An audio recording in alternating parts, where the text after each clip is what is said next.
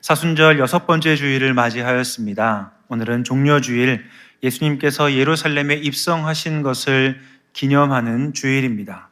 사순절을 보내시는 여러분께서 종려주일을 맞이하여 하나님의 크신 은혜를 누리시고 주님과 함께 부활을 향한 걸음을 끝까지 완주하시기를 간절히 축복합니다. 좌우를 바라보시면서 이렇게 축복하겠습니다. 부활절까지 끝까지 포기하지 마십시오. 이렇게 축복하겠습니다. 오늘은 부활을 향한 걸음 6번째 시간으로 예수를 바라봄이라는 제목으로 하나님 말씀을 함께 나누고자 합니다. 오늘은 종려주일입니다. 예수님께서 종려주일에 이제 예루살렘을 향하여 들어가십니다. 예수님이 입성하실 때에 사람들이 종려나무 가지를 손에 들고 예수님을 환영하는, 또 환영하였던 일을 함께 기념하는 주일이 바로 오늘입니다. 사람들이요 많이 모여 있습니다. 그리고 예수님의 오심을 바라봅니다. 그리고 예수님이 오시는 모습을 보며 손에 가지를 들고 자기들의 겉옷을 펴서 길에 펴면서 예수님을 찬양하고 예수님을 높이고 있습니다. 사람들이 예수님을 맞이하는 모습을요, 우리가 어떻게 하면 함께 볼까 생각하다가 그림을 2점 준비했습니다. 먼저 첫 번째 그림은 13세기의 시에나의 화가 두초 디부오닌 세냐가 그린 그림인데요. 예루살렘에 입성하시는 예수님을 기다리는 사람들, 그리고 예수님을 따르는 사람들이 함께 그림에 놓여져 있습니다. 사람들이 종려나무 가지를 들고 있는 모습들이 잘 보이지 않죠. 그래서요, 19세기 프랑스 화가인 펠릭스 루이 레이에가 그린 그림을 보시면 곳곳에 이제 사람들이 종려나무 가지를 손에 들고 예수님을 환영하고 있는 모습을 우리가 볼 수 있습니다. 지금 예수님은 저 멀리서부터 예루살렘 성을 향하여 조금씩 다가오고 있습니다. 그 모습을 보고 기다리고 있는 사람들이 예수님을 환영합니다. 수많은 사람들이 모여서 예수님을 환영합니다. 왜? 많은 사람들이 모여서 예수님을 기다리고 있을까요? 예수님이 예루살렘에 들어오시는 것이 그들에게 어떤 의미가 있길래 사람들은 예수님을 기다리고 예수님을 환영하며 예수님의 이름을 높여 부르고 있는 것일까요? 그들이 예수님에게서 기대하는 바가 있기 때문일 것입니다. 이 사람들이 종려나무 가지를 들고 있지 않습니까? 종려나무 가지를 든 이유는 이 종려나무 가지라고 하는 것에 바로 기쁨 그리고 승리라고 하는 그런 상징이 담겨 있기 때문입니다. 사람들은 지금 예수님이 오시는 것을 보며 기뻐합니다. 예수님이 오시는 모습을 바라보면서 우리가 곧 승리할 거야 라고 생각하는 기대를 가지고 있습니다. 사람들이 왜 예수님에게서 승리를 기대하고 기쁨을 기대하고 있을까요? 예수님께서 그동안 해오셨던 사역들 때문입니다. 예수님께서 공생의 기간 동안 사람들을 만나고 사람들에게 베푸셨던 기적들 때문입니다. 사람들이 예수님에게 기대하는 바가 몇 가지였는지 먼저 예수님을 기다리는 사람들의 기대를 살펴보고자 합니다. 첫 번째로 사람들이 예수님께 기대했던 것은 사람들은 예수님으로부터 먹을 걱정이 없기를 기대합니다. 요한복음 6장 14절에서 15절 말씀인데요. 함께 읽도록 합니다. 그 사람들이 예수께서 행하신 이 표적을 보고 말하되 이는 참으로 세상에 오실 그 선지자라 하더라. 그러므로 예수께서 그들이 와서 자기를 억지로 붙들어 임금으로 삼으려는 줄 아시고 다시 혼자 산으로 떠나 가시니라. 아멘. 예수님께서 많은 사람들에게 기적을 베푸셨던 이후에 있던 내용을 지금 우리가 읽었습니다. 사람들이 예수님을 만나려고 왔습니다. 얼마나 많은 사람이 왔는가? 장정만 5,000명 정도가 모였습니다. 여성과 어린 아이들까지 생각해 보면 수많은 사람들이 예수님과 함께 합니다. 그런데 문제가 생겼습니다. 날이 저물었는데 그들이 먹을 것이 없는 것이죠. 이렇게 오랫동안 예수님과 함께 있을 줄 예상하지 못했기에 사람들은 먹을 것을 가지고 오지 않았습니다. 그런데 먹을 것이 떨어지자 사람들이 곤하게 되었습니다. 예수님이 그 모습을 바라보시고 사람들에게 먹을 것을 주려고 하지만 정작 그곳에 먹을 것은 없었기에 어떤 것이 있나, 무엇을 가지고 나눌 수 있을까 예수님은 찾아보라 말씀하십니다. 제자들이 구해온 것은 물고기 2마리와 보리떡 5개였습니다.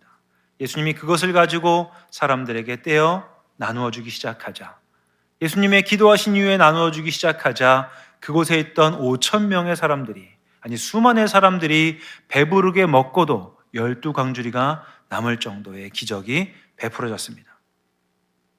단지 물고기 2마리와 보리떡 5개로 수만 명이 배가 터지도록 먹고도 남을 정도의 기적이 일어난다고 한다면 사람들은 그 예수님을 보면서 만약 저 예수님이 우리의 왕이 되신다면, 우리의 지도자가 되어준다면 우리가 앞으로 먹을 걱정은 하지 않아도 되겠구나 라고 기대하기 시작했을 것입니다. 그러한 예수님의 기대, 예수님의 기적이 사람들에게 퍼지게 되었고 예루살렘에 있던 사람들도 그 이야기를 들었던 것이죠. 그래서 사람들은 예수님이 배고플 것이 없게 해주는 그런 지도자로서의 기대를 가지고 예수님을 환영하고 있습니다. 또 사람들이 예수님을 향해 가지고 있는 두 번째 기대는, 사람들은 예수님이 모든 병을 고치시고 그리고 귀신을 쫓아내실 것을 기대합니다. 예수님이 하셨던 많은 사역 가운데 하나가 바로 병자를 고치는 사역들, 그리고 귀신을 내어 쫓는 사역들이었습니다. 마태복음 8장 16절에서 17절 말씀인데요, 함께 마태복음 8장 말씀을 읽습니다. 함께 읽습니다. 저물매 사람들이 귀신 들린 자를 많이 데리고 예수께 오거늘 예수께서 말씀으로 귀신들을 쫓아내시고 병든 자들을 다 고치시니 이는 선지자 이사야를 통하여 하신 말씀에 우리의 연약한 것을 친히 담당하시고 병을 짊어지셨도다 함을 이루려 하심이니라. 아멘. 예수님께서는 찾아오시는 병자들을요 외면하지 않으십니다. 때로는 그들에게 손을 얹어서 병을 고쳐주시고요, 때로는 말씀으로 귀신 들린 사람에게서 귀신을 쫓아내십니다. 병에 걸리면요 삶이 중단됩니다. 귀신에 사로잡히면 삶이 무너져 버립니다. 그래서 건강하게 살아가던 사람이 병에 걸리고 귀신에 사로잡히면 지금까지 살아오던 삶이 중단되고 멈출 수밖에 없기에 고통 가운데 몸부림치는 그들이 예수님을 찾아갑니다. 그러한 사람들을 예수님은 고쳐주시고 그들의 삶을 회복하게 하시는 구원을 베푸시는 것이죠. 그래서요, 병이 낫고 귀신이 쫓겨나는 모습들을 본 사람들은 예수님이 왕이 되면 아픈 사람이 없는 세상, 그리고 삶이 중단되거나 망가지는 일이 없는 세상이 될 것이다 라고 기대하게 되는 것이죠. 이 소식이 예루살렘에 전해졌으니 사람들은 예수님이 오시는 것을 기뻐할 수밖에 없는 것입니다. 또 사람들이 예수님에게 기대하는 바는 무엇일까요? 세 번째로, 사람들이 예수님에게 기대하는 바는, 사람들은 예수님이 로마의 압제를 물리칠 것으로 기대하게 되는 것입니다. 누가복음 24장 21절 말씀입니다. 함께 읽습니다. 우리는 이 사람이 이스라엘을 속량할 자라고 바랐노라. 이뿐 아니라 이 일이 일어난 지가 사흘째요. 사람들이 예수님에게 기대하는 바는 이 이스라엘이 지금 로마의 지배를 받고 있기 때문에 로마의 압제로부터 우리 이스라엘을 해방시켜 줄 것에 대하여 사람들은 기대합니다. 지금 이스라엘은 로마가 임명한 헤롯, 그리고 그 헤롯 가문에 의해서 지배를 받고 있습니다. 이 헤롯이라고 하는 사람은 에돔 사람인데요, 에돔이라고 하는 말은 에서의 후예라고 하는 말이기도 합니다. 야곱의 후손으로 하나님의 선택하신 이스라엘 백성, 그런 이스라엘 백성을 에서의 후손인 에돔 사람 가운데 헤롯이 지금 다스리고 있는 것이죠. 이스라엘 사람들 입장에서는 이 사실만으로도 그 헤롯에게 지배받는다는 것을 치욕으로 느낍니다. 그런데 헤롯이요, 그 지배를 그 세대에서만 끝내지 않고 헤롯의 아들들에 이어서도 이스라엘을 다스리고 있는 것입니다. 당연히 이스라엘 사람들은 헤롯에 의한 지배, 로마에 의한 지배로 마음의 치욕만 느끼는 것이 아닙니다. 그들은 과도한 세금으로 인해서 힘들어하고 차별받음으로 인해서 고통당하고 있습니다. 그러한 실제적인 삶의 고통으로 인해서 이스라엘 사람들은 언제든지 로마의 압제로부터 우리를 해방할 정치적인 메시아, 그리고 군사적인 메시아를 기다리고 있었습니다. 그런데 예수님이 이제 예루살렘으로 들어오셔서 우리의 왕이 되신다고 한다면 예수님께서 로마의 압제를 끝내실 수 있겠구나, 로마를 군사적으로 물리치고 우리 이스라엘을, 우리 민족을 다시 한번 해방하게 하시겠구나라는 기대를 가지고 지금 사람들이 예수님을 기다리고 있는 것이죠. 또 예수님을 향한 기대는 여기서 그치지 않습니다. 예수님을 따르고 있는 제자들도, 많은 사람이 예수님을 향해 환호하는 모습을 보면서 제자들도 기대하는 바가 있습니다. 제자들은요, 예수님이 왕이 되면 자기들이 한 자리를 차지할 것으로 기대하고 있습니다. 제자들이 어떤 사람이었습니까? 제자들은요, 자신들의 모든 삶을 다 내려놓고 예수님을 따르기로 결심했던 사람들입니다. 예수님이 많은 병자들을 고치고 그리고 하나님 나라 복음을 선포했던 것을 들었던 사람입니다. 그런데 이들의 마음이 조금 바뀌기 시작했나 봅니다. 수많은 사람이 예수님을 보고 호산나 다윗의 자손이요, 이스라엘의 왕이요 라고 하는 말을 듣자 제자들 마음에도 나도 이제 한 자리를 차지할 수 있지 않을까, 예수님이 왕이 되면 나도 예수님의 좌편에, 예수님의 우편에 앉을 수 있지 않을까라는 기대를 하게 되는 것이죠. 누가복음 22장 24절 말씀 함께 읽습니다. 또 그들 사이에 그중 누가 크냐 하는 다툼이 난지라.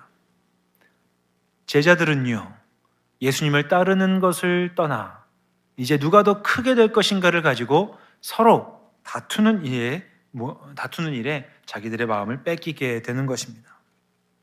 이렇게 기대가 가득 찬 사람들이 예수님을 향해서 환호합니다. 그 모습을 살펴봅니다. 마태복음 21장 8절에서 11절 말씀, 오늘 본문 가운데 나오는 말씀이지 않습니까?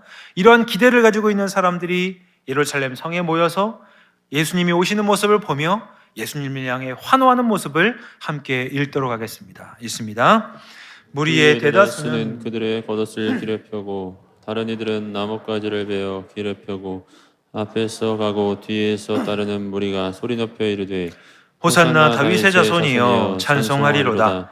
주의 이름으로 오시는 이여 가장 높은 곳에서 호산나 하더라. 예수께서 예루살렘에 들어가시니 온 성이 소동하여 이르되 이는 누구냐 하거늘 우리가 이르되 갈릴리 나사렛에서 나온 선지자 예수라 하라. 사람들은 예수님을 향하여서 호산나 다윗의 자손이여 주의 이름으로 오시는 이여 가장 높은 곳에서 호산나 하더라 라고 하면서 예수님을 높이고 찬양합니다. 그들이 예수님을 향해 소리치는 이 소리에 그들의 마음과 기대가 온통 담겨 있습니다. 예수님, 어서 와서 우리의 임금이 되어 주십시오. 어서 와서 우리의 왕이 되어 주십시오. 그래서 우리가 배고프지 않도록, 우리가 병들거나 귀신에 사로잡히지 않도록, 우리가 힘들어하는 이 로마의 압제에서 우리를 해방시켜 주시고, 그리고 우리가 이 땅에서 높은 지위에 올라 하나님의 권세를 누리며 살아갈 수 있게 해달라고 예수님을 향하여 소리치고 있습니다. 예수님을 향한 이 소리들이 다른 복음서에서는 좀 다른 표현으로 나오거든요. 다윗의 자손이여 호산나, 주의 이름으로 오시는 이여라고 되어 있지만 누가복음에서는 주의 이름으로 오시는 왕이여라고 되어 있습니다. 그리고 요한복음에서는 이스라엘의 왕이시여라고 하면서 우리의 왕이 되어 주실 분으로 사람들은 예수님을 기대하고 예수님을 찬양하고 있습니다. 예수님을 바라보는 사람들의 시선은 그러하다는 것이죠. 그러면 예수님을 바라보는 다른 시선이 있다는 것을 우리는 이 시간 한번 생각해 봐야 됩니다. 많은 사람들이 예수님을 바라보는 시선과 달리 예수님을 안타깝게 바라보는 시선도 있습니다. 예수님을 긍휼한 마음으로 바라보는 그러한 시선도 있습니다. 바로 하나님의 눈과 시선입니다. 예수님은 이 하나님의 마음을 압니다. 하나님께서는 예수님이 예루살렘으로 들어가신 이후에 경험하셔야 될 일, 그리고 그 종착지에서 만날 십자가와 골고다를 하나님은 아시기에 하나님은 예수님을 안타까운 눈으로 바라보고 계십니다. 예수님도 나귀에 타고 예루살렘을 향해 걸어가시면서 그 위에 계신 예수님은 주변에서 자신을 향해 환호하는 사람들의 환호에도 불구하고 예수님의 얼굴 표정은 담담해 보이는 것 같습니다. 예수님도 하나님처럼 지금 사람들의 환호 끝에 무엇이 기다리고 있는지를 알고 계시기 때문이지요. 예수님께서 이 사실을 어떻게 아셨는가? 요한복음에서 예루살렘에 들어가시기 전에 예수님이 하신 말씀을 보면 예수님은 예루살렘 입성 후에 어떤 일들이 기다리고 있는지를 아십니다. 요한복음 12장 23절에서 24절 말씀인데요. 함께 읽겠습니다. 예수께서 대답하여 이르시되 인자가 영광을 얻을 때가 왔도다. 내가 진실로 진실로 너희에게 이르노니 하늘의 밀이 땅에 떨어져 죽지 아니하면 하늘 그대로 있고 죽으면 많은 열매를 맺느니라. 아멘. 예수님께서 인자가 영광을 얻을 때가 왔다고 말씀하십니다. 그런데 이 영광이 다른 영광이 아니라 하늘의 밀이 땅에 떨어져 심겨지는, 죽는 그런 영광이라고 예수님은 말씀하십니다. 다시 말하면 예수님께서 예루살렘을 향해 들어가시면서 얻으시는 그 영광의 이면에는 예수님께서 십자가를 지시고 골고다에 올라야 하는 하나님이 예비하신 구원의 한 단계로서의 십자가가 기다리고 있음을 예수님은 알고 계시는 것이죠. 그래서 예수님은 예루살렘에 들어가실 때에 겸손하게 나귀를 타고 들어가십니다. 마태복음 21장 14절 말씀 함께 읽습니다. 예수는 한 어린 나귀를 타고 타시니. 예수님이 나귀를 타십니다. 예수님이 나귀를 타고 예루살렘에 들어가시는 이유는 예언서에 기록된 예언의 말씀 때문입니다. 스가랴 선지자는 예수님이 이 땅에 오실 왕 메시아가 예루살렘으로 들어가실 때에 나귀를 타고 들어가실 것을 말씀하십니다. 왜냐하면 그가 이 세상에서 겸손하게 십자가를 져야 될 왕임을 알았기 때문입니다. 스가랴 9장 9절 말씀을 함께 읽습니다. 시온에 따라 크게 기뻐할지어다. 예루살렘에 따라 즐거이 부를지어다. 보라, 내 왕이 내게 임하시나니 그는 공의로우시며 구원을 베푸시며 겸손하여서 나귀를 타시나니 나귀의 작은 것 곧 나귀 새끼니라. 아멘.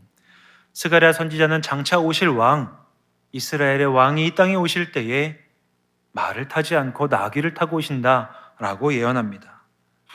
당시 왕이나 장군은요, 전쟁터에 나갈 때에 우리가 다른 나라와 싸워서 승리를 얻어야 될 때에 그때에는 말을 타고 행진을 하였습니다.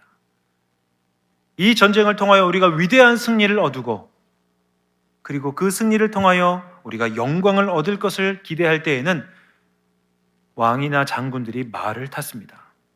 그러나 왕이나 장군들이 나귀를 탈 때도 있었습니다.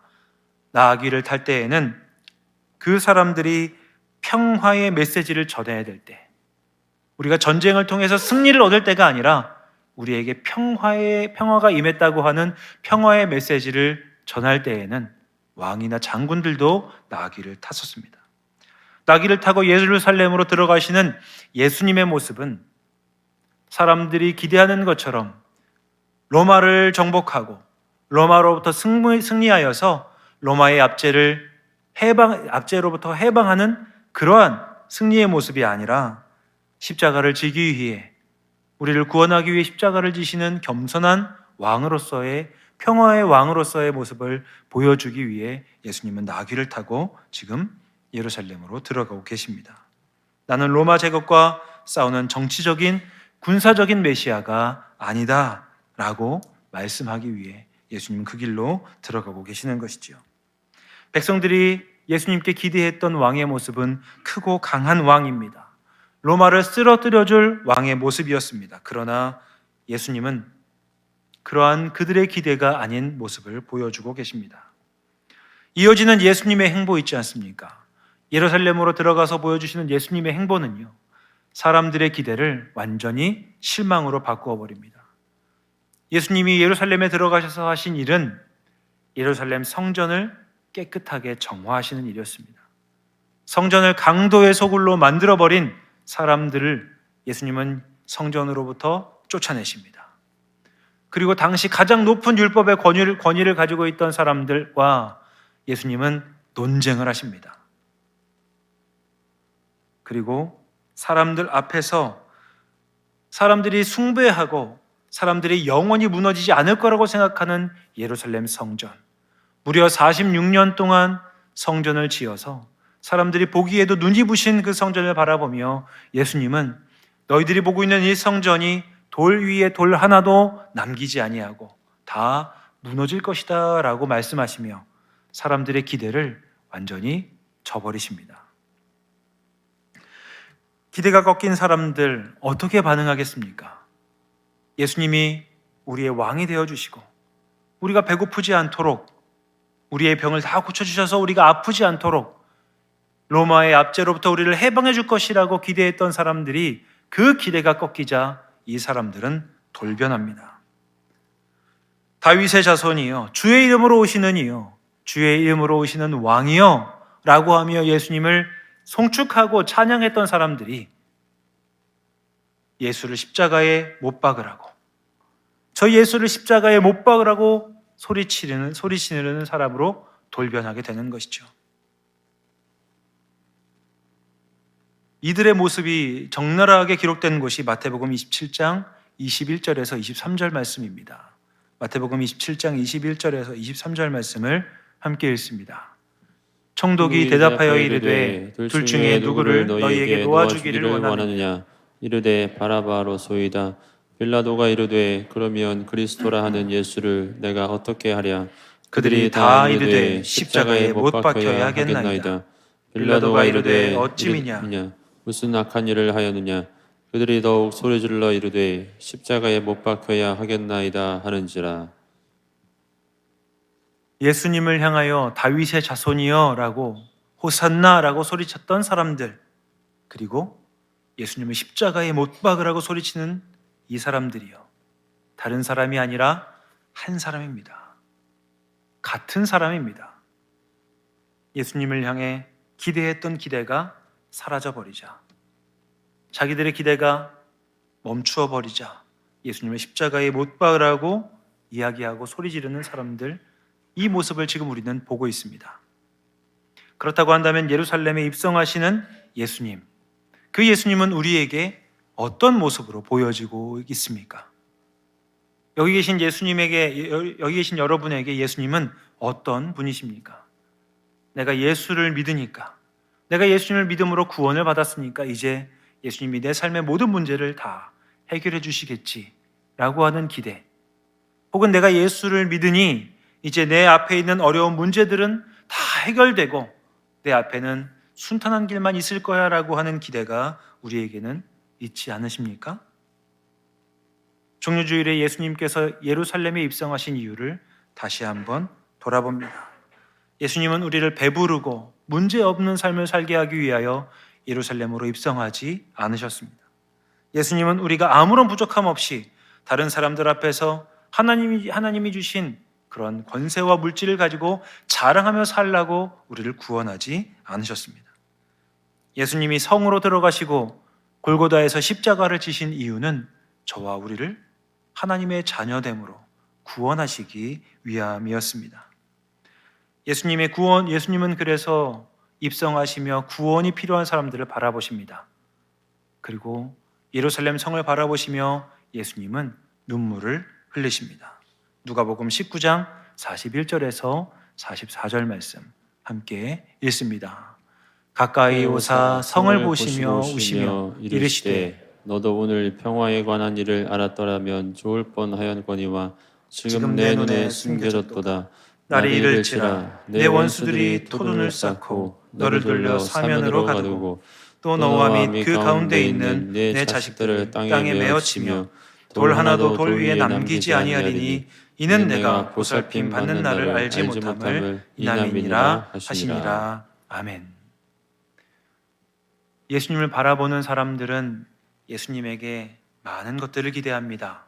그러나 예수님께서는 그들의 기대가 다 이루어지지 않을 것이라 말씀하시며 그들을 보시며 우십니다. 그리고 그들에게 구원을 선물로 주기 위해서 사람들의 환호와는 다르게 담담하게 예루살렘으로 들어가시고 십자가와 골고다를 향해 나아가십니다. 말씀을 마치려고 합니다. 여러분, 예수님의 예루살렘 입성은 우리에게 구원을 선물로 주시기 위한 위대한 행진입니다. 예수님 때문에 우리는 죄의 세력으로부터 자유로워지고 그리고 이 세상의 유혹으로부터도 자유롭게 살아갈 수 있게 되었습니다. 예수님이 채찍에 맞으시고 그리고 십자가를 지심으로 인해서 우리가 하나님의 자녀가 되는 권세도 받게 되었습니다. 종려주의를 보내면서 십자가를 지기 위해 예루살렘으로 들어오시는 예수님을 우리 모두 맞이해야 할 것입니다.